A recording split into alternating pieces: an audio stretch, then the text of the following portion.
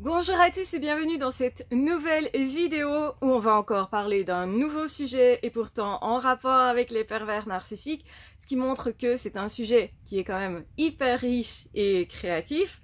Donc aujourd'hui je voudrais parler du fait que le pervers narcissique va se plaindre d'être harcelé alors que c'est clairement la personne qui harcèle l'autre. On voit ça évidemment à l'école, on voit ça au travail, on voit même ça aussi sur les réseaux sociaux.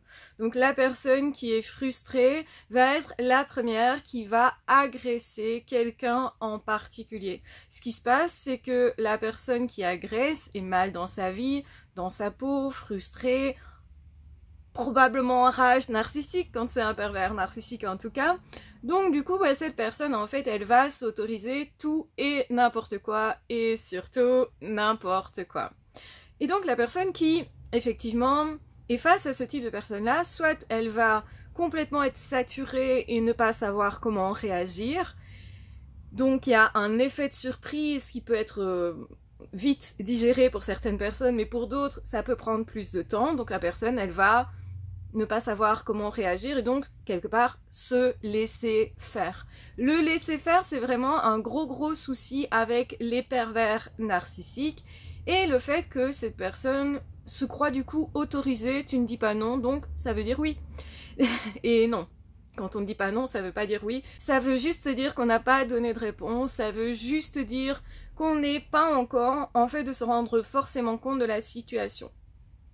Donc il ne faut pas dire que les personnes qui sont victimes des pervers narcissiques sont volontaires pour l'être. On dit oui d'une certaine façon, oui c'est pas grave, je veux bien être manipulée.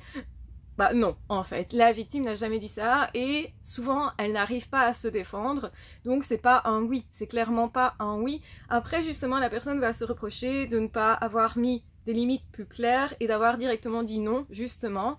Parce que rien n'est clair, rien n'est facile à détecter et c'est pour ça que on ne sait pas forcément comment se positionner.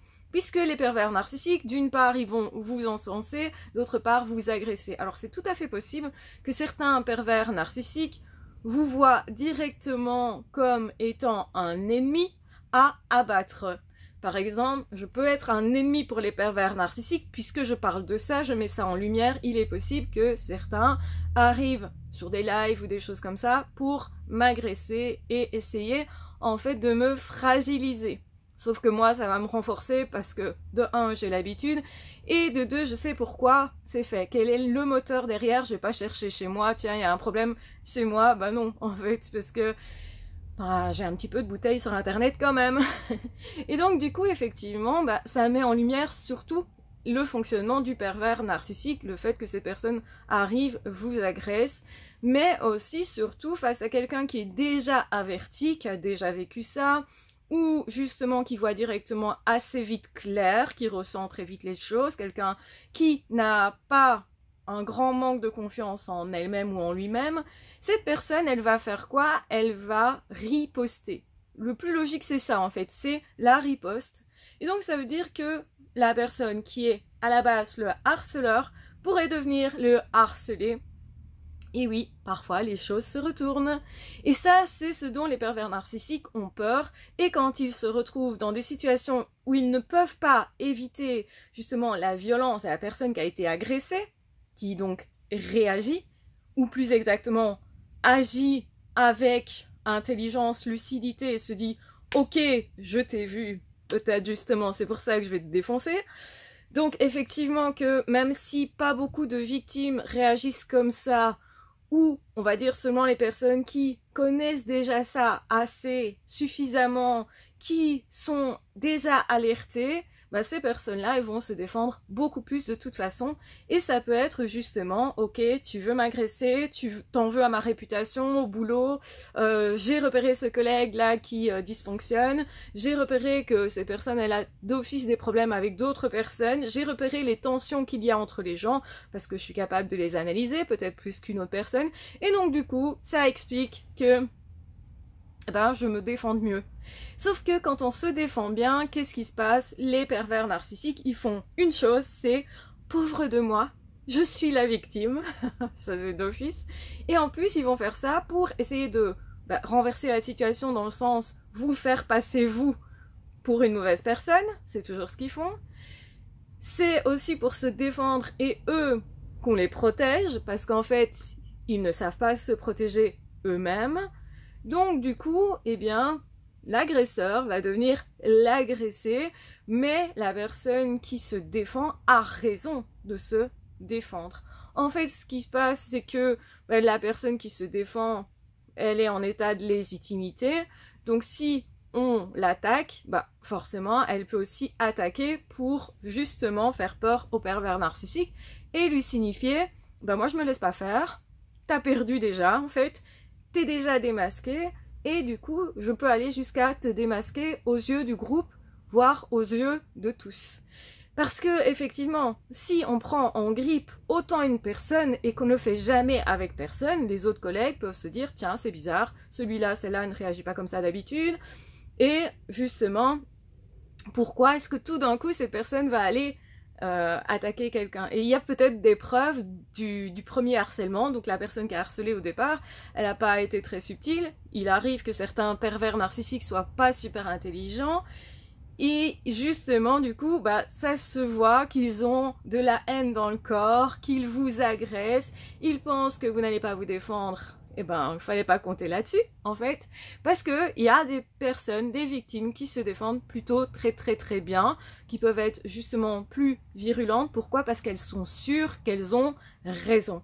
Et c'est ça, en fait, le truc, c'est qu'on se défend bien qu'à partir du moment où on est sûr qu'on a raison et qu'on n'a pas peur des conséquences aussi. Parce que effectivement, quand on a confiance en soi, on se dit, ok, tu veux quelque part m'attaquer, quelque part tu veux la guerre, ok, pas de problème, j'ai pas de problème avec ça, donc je te retourne la situation. Et donc après, le pervers narcissique, il va faire celui qui est harcelé, alors qu'à la base, c'était le harceleur. Et ça, faut avoir conscience de ça, faut en parler, parce que si certaines personnes sont professeurs, faites attention, qui est vraiment le harceleur, le harcelé. La personne qui ennuie les autres pourrait très bien être pris pour cible, et c'est tout à fait logique à un moment donné. Souvent, c'est pas le cas parce que les personnes victimes ne savent pas comment réagir. Les adolescents, généralement, sont confrontés à ça pour la première fois, donc du coup, ça explique aussi que souvent, ils n'arrivent pas à savoir quelle attitude adopter. C'est assez rare qu'une personne ait vraiment bien confiance en elle pour défoncer l'autre, on va le dire comme ça, c'est-à-dire finalement pour rendre l'appareil à l'autre. Parce qu'en fait, la personne qui, quand elle se fait harceler, se dit, en fait, l'autre, il m'agresse parce qu'il n'est pas bien dans sa peau, dans sa vie, donc qui est fragile? Celui qui m'agresse en fait. Donc si je l'agresse, j'augmente sa fragilité. Et si je fais ça, c'est pour empêcher cette personne d'aller faire du tort à quelqu'un d'autre. Généralement, c'est le but de la personne qui se révolte autant, et aussi pour éviter que cette personne, elle ne continue, parce que finalement, si je suis virulent, le pervers narcissique va être beaucoup plus dans la peur, la crainte, et donc c'est pour ça qu'ils vont se dire harceler, se faire passer pour la victime, c'est toujours ce qu'ils font, et puis aussi pour essayer d'avoir de l'aide éventuellement, donc de d'autres personnes qui n'auraient pas compris la situation. Et donc, effectivement, que ça peut impressionner parce que la révolte de la victime qui, à la base, était harcelée, peut être tellement virulente qu'on pourrait tout à fait se dire c'est cette personne-là qui agresse, mais pas du tout. En fait, la personne qui est agressée a appris à se défendre de façon juste et va traiter l'autre exactement comme il le traite. Donc, c'est pour ça que certaines personnes qui sont harcelées vont complètement harceler le harceleur. Donc, ok, tu veux me mettre dans cette situation, c'est exactement la situation dans laquelle tu vas te retrouver. Et il faut comprendre que les pervers narcissiques ont peur de ces personnes-là, parce qu'ils ont peur de se retrouver exactement dans la situation qu'ils voulaient provoquer. Ils veulent avoir main mise sur les autres, mais quand le pouvoir s'inverse, eh bien, ils vont critiquer ça. Ah, t'as vu, c'est toi, t'es une mauvaise personne parce que tu veux prendre le pouvoir, c'est toi qui critiques facilement, etc. Et le truc, c'est qu'on a rarement affaire effectivement une personne qui dit oui, tout à fait, moi j'agresse les personnes qui m'agressent, c'est comme ça, je fonctionne comme ça, fallait pas m'agresser tout simplement, et donc de toute façon tu l'as cherché, tu l'as eu.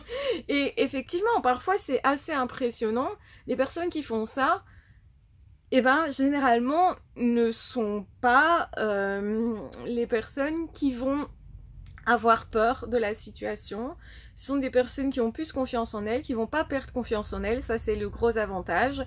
Et donc c'est aussi malheureusement des personnes qui pourraient sembler être l'agresseur, mais qui ne vont pas s'en faire pour ça, généralement, parce qu'elles savent ce qu'elles ont fait, et parce que ça leur suffit. Ce sont des personnes pas très sensibles finalement à leur image, malgré que l'autre essayait de casser leur image. Et généralement, il y a des preuves de ça. Ça peut être aussi parce que la personne, elle a des preuves que la personne, à la base, les agressait, et se sont dit, ok, ben, comme je sais prouver que c'est pas moi le premier qui est agressé, ben, je peux remettre clairement cette personne à sa place, et je vais pas du tout du tout tolérer que cette personne puisse se comporter de n'importe quelle façon. Si l'autre s'autorise, je m'autorise. Et donc avec ces personnes-là, les pervers narcissiques ont d'office perdu et vont se retrouver forcément en porte-à-faux, forcément dans des situations très confrontantes pour eux, parce qu'ils voulaient que tout soit fait sous la table, mais là ça sera forcément visible et c'est tout à fait normal. Donc oui, la personne qui